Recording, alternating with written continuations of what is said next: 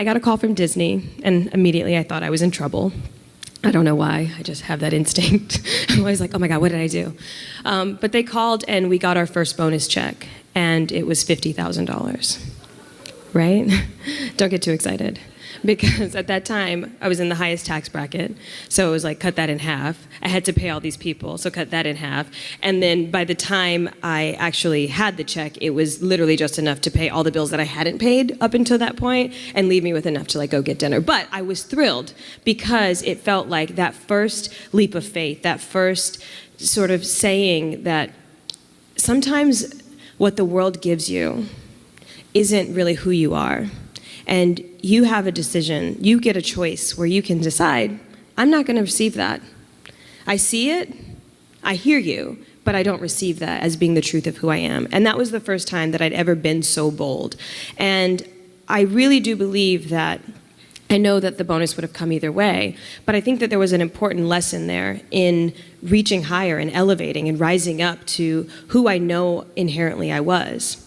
So obviously, the next few years were incredible. I was on Dancing with the Stars. It was amazing. But it was also difficult because what I realized was that when I was a child and all of my dreams were in front of me, I had hope. I had confidence. I knew who I was going to be and what I was going to do. When I had fame, I was sad.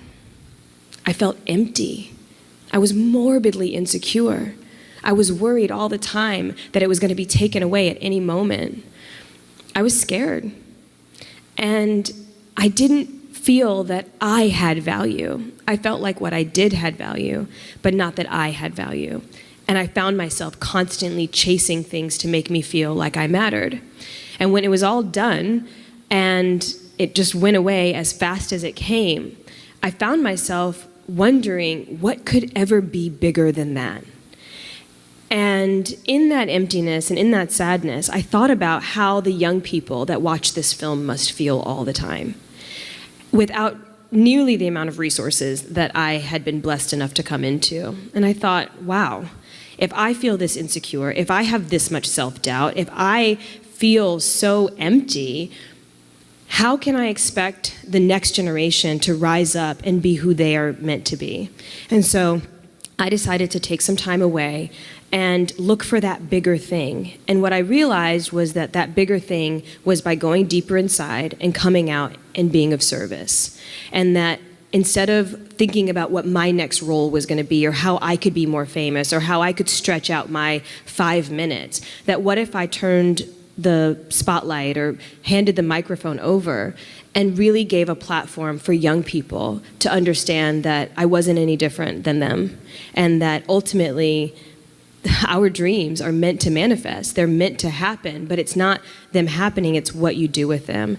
And that's when I realized for the first time that our passion unlocks our purpose. That my passion for acting, for telling stories, for having an impact had a bigger meaning.